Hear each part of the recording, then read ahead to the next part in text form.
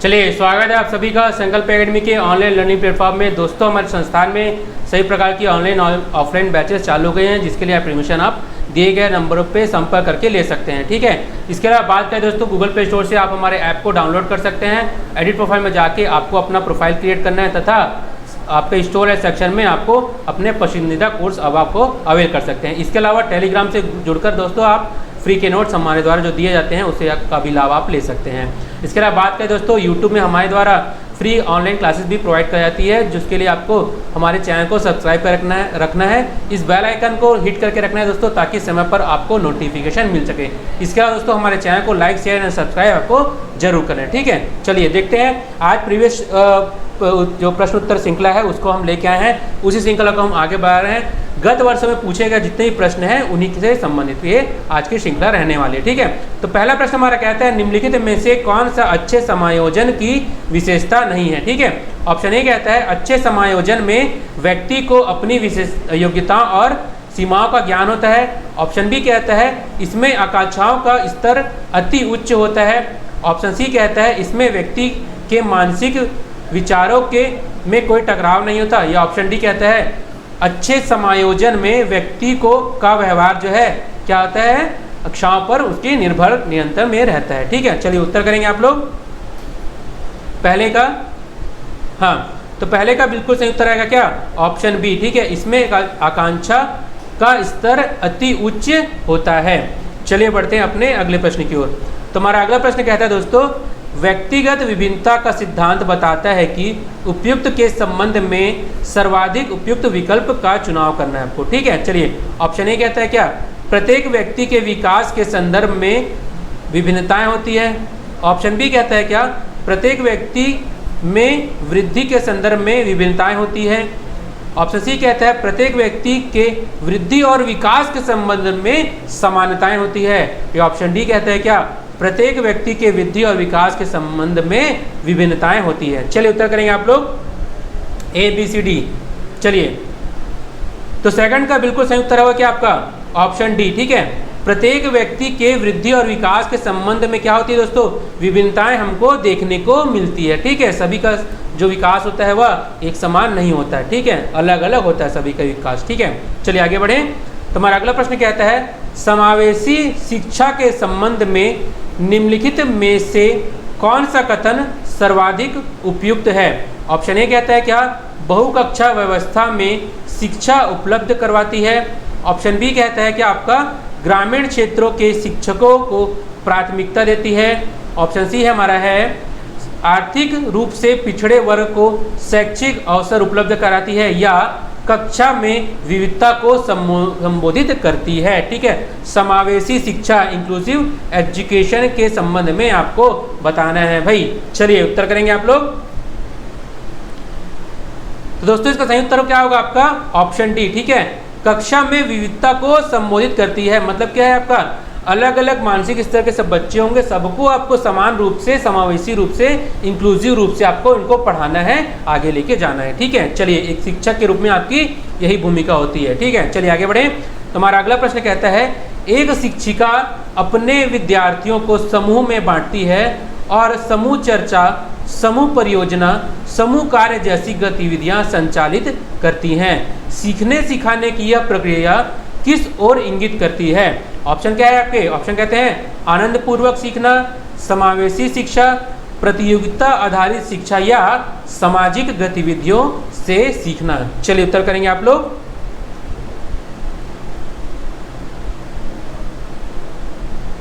तो दोस्तों, इसका सही उत्तर क्या होगा आपका, सामाजिक गतिविधियों से सीखना। ठीक है, कोई शिक्षिका क्या करती है, यदि ग्रुप में क्या करा रही है, चर्चा करा रही है ना, किसी आपको ग्रुप में लर्निंग हो रहा है, आपका ग्रुप में किसी प्रोजेक्ट पे काम कर रहे हैं, तो ये क्या पूरा आपका सामाजिक गतिविधियों के अंतर्गत ही आता है। ठीक है, उसके माध्यम से ही बच्चों को क्या कर रहे हैं आप, सिखाने का प्रयास कर रहे हैं। चलिए आगे बढ़ते हैं।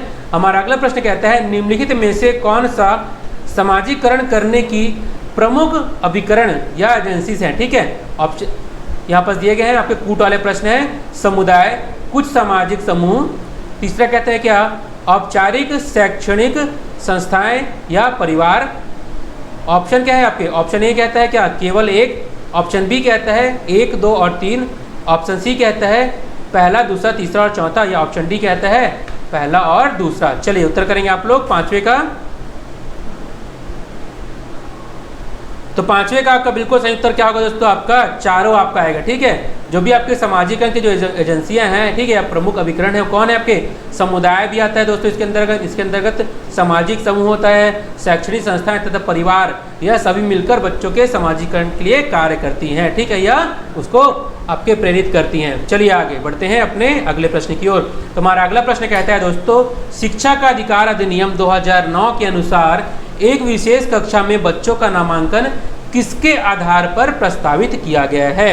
क्या यह बच्चों की जो सामाजिक आर्थिक स्थिति है उसके अनुसार होता है, बच्चे की आयु के अनुसार, माता पिता की शिक्षा, या बच्चे की क्षमता के अनुसार? ठीक है, क्या बोल रहा है यह शिक्षा का अधिकार अधिनियम, ठीक है, जो बच्चों का नामांकन होगा वह किस के लिए आधार क्या होगा? उत्तर करेंगे आप लोग छठवे का।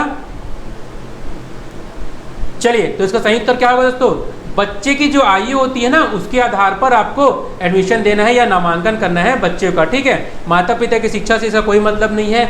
बच्चों की क्षमता देखिए, आपको जो स्क्रीनिंग टेस्ट किए जाते हैं वह भी करना गलत है, और आर्थिक और सामाजिक रूप से किसी भी बच्चे को एडमिशन देना या पढ़ाई से वंचित रखना, जो कि शिक्षा के अधिकार अधिनियम 2009 के अनुसार आता है, सरासर गलत है। ठीक है, तो आंसर क्या होगा आपका, सही उत्तर होगा कि बच्चों की जैसी आयु होगी उसी आधार पर आपको उस बच्चों को उसी कक्षा में एडमिशन देना होगा। ठीक है, चलिए आगे बढ़े। हमारा अगला प्रश्न है, प्रभाविकता का नियम निम्नलिखित में से किस सीखने के सिद्धांत का प्रतिफल है?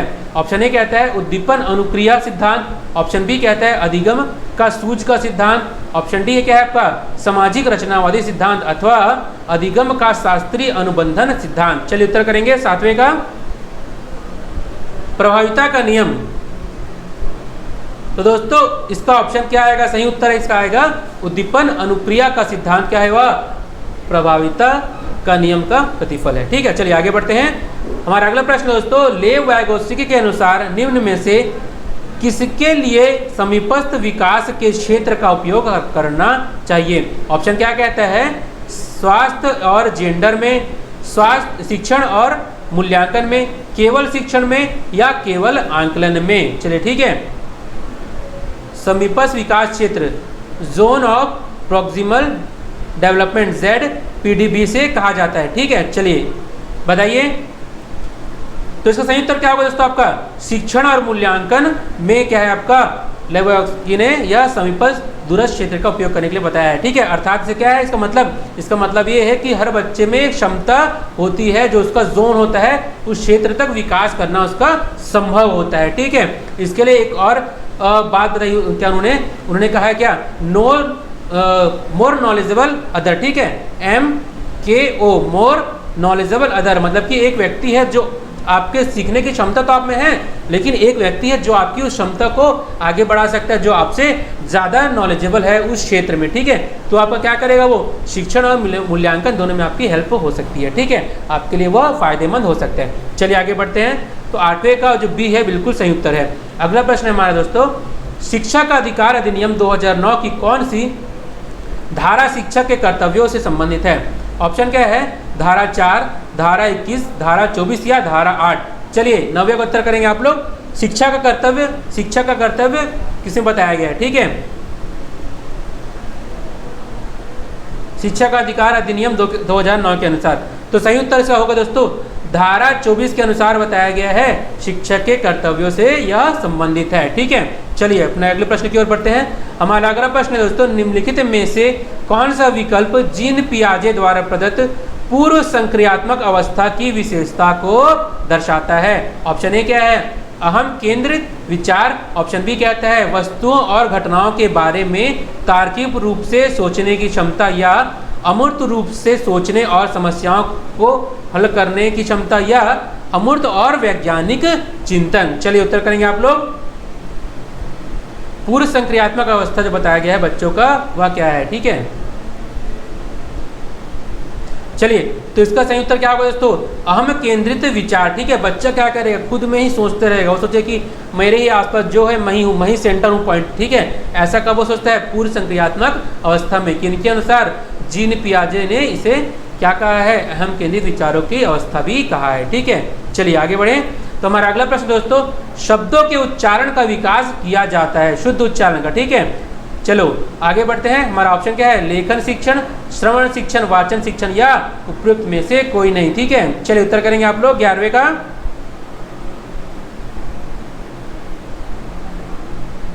चलिए, तो इसका सही उत्तर क्या होगा दोस्तों, श्रवण शिक्षण के द्वारा शब्दों के उच्चारण को क्या किया जाता है, उसका विकास किया जा सकता है। ठीक है, अर्थात इसका मतलब क्या है, बच्चा जैसे शुद्ध वाक्य को सुनेगा वैसे ही शुद्ध रूप से क्या करेगा, वह उच्चारित भी करेगा। तो 11वें का बी बिल्कुल सही उत्तर है। चलिए आगे बढ़ते हैं अपने अगले प्रश्न की ओर। तो हमारा अगला प्रश्न कहता है दोस्तों, किसी कथा के अंतर्गत आने वाली कोई दूसरी कथा का वाक्यांश होगा। ऑप्शन ए कहता है अंतर कथा, अंतः कथा, अंतः कथा या अंतर कथा। ठीक है, चलिए उत्तर करेंगे आप लोग 12वें का। दोस्तों 12वें का सही उत्तर क्या होगा, ऑप्शन सी अंतः कथा, इसका बिल्कुल सही उत्तर होगा। तो 12वें का बी सी जिनका आ रहा है वह बिल्कुल सही है। चलिए आगे बढ़े भाई। तो हमारा अगला प्रश्न दोस्तों, भाषा तत्वों का प्रवाह समान होता है, लिखना सुनना, बोलना पढ़ना, बोलना सुनना या सुनना और पढ़ना। चलिए उत्तर करेंगे आप लोग। भाषा तत्वों का प्रवाह समान किसमें होगा भाई, तो इसका सही उत्तर क्या आएगा आपका, बोलना और पढ़ना। ठीक है, चलिए 13वें का बी बिल्कुल सही उत्तर है। आगे बढ़े। तुम्हारा अगला प्रश्न दोस्तों, निम्नलिखित वर्णों में से किन वर्णों का उच्चारण कंठ तालव्य से होता है, क और झ, ट, ड और ढ, ए और ए या न और अणा। कंठ तालव्य पूछा गया है जिसमें। ठीक है, चलिए उत्तर करेंगे। बहुत ही फेवरेट क्वेश्चन है यह, व्यापम का पूछता ही है। ठीक है, कंठ तालव्य वाला। तो इसका सही उत्तर क्या होगा दोस्तों आपका, ए और ए क्या होगा आपका, कंठ तालव्य वर्ण होगा। ठीक है, चलिए आगे बढ़े। तुम्हारा अगला प्रश्न कहता है दोस्तों, कलेजा फटना इस मुहावरे का अर्थ होगा। ठीक है, ऑप्शन क्या कहता है, दिल पत्थर दिल हो जाना, दुखी होना, दुख से पीड़ित होना या दिल की बात कहना। चलिए उत्तर करेंगे आप लोग 15 का। तो दोस्तों का सही उत्तर क्या होगा आपका, दुखी होना, यह बिल्कुल सही उत्तर जाएगा आपका। ठीक है, 15वें क्वेश्चन के लिए। चलिए आगे बढ़ें। दोस्तों हमारा अगला प्रश्न है, प्राकृतिक गैस मुख्य रूप से बनी होती है मीथेन से, एन ब्यूटेन से, एन ऑक्टेन से या एन ऑक्टेन और एन ब्यूटेन का मिश्रण। ठीक है, प्राकृतिक गैस के संदर्भ में आपको आंसर करना है। ठीक है, 16वें का। तो देखिए दोस्तों 16वें का सही उत्तर क्या होगा आपका, मीथेन। ठीक है, सभी प्रकार की प्राकृतिक गैसों में यह पाई जाती है। चलिए बढ़े अपने अगले प्रश्न की ओर। तुम्हारा अगला प्रश्न कहता है दोस्तों, मनुष्य का प्रथम सामाजिक समूह कौन सा है। ठीक है, चलिए ऑप्शन क्या कहते हैं, समाज, समुदाय, परिवार, अड़ोस पड़ोस। ठीक है, बच्चों का सर्वप्रथम सामाजिक समूह कौन सा होगा भाई, उत्तर करेंगे। आसान सा प्रश्न है।